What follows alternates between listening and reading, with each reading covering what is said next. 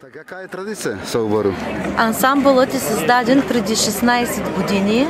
Бил заложен пред 16 лети, съубор.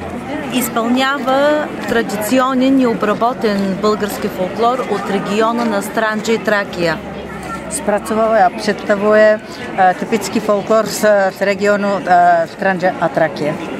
А kolik má členů, jak je silný? Ансамбълът има 55 члена в различни възрастови групи.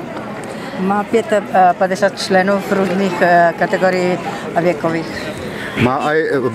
Má aj dospělé? Има и пълнолетни?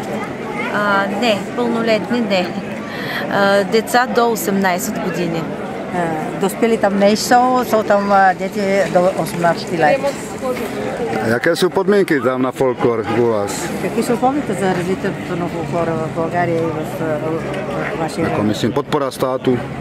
Помага правителството, държавата, има ли помощ?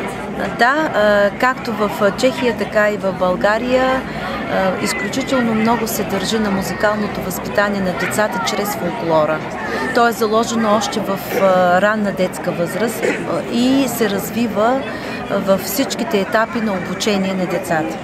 Jako v České republice, tak i v Bulharsku se klade velký důraz na hudební výchovu dětí. Začíná se od raného mládí a sleduje se rozvoj osobnosti pomocí hudby.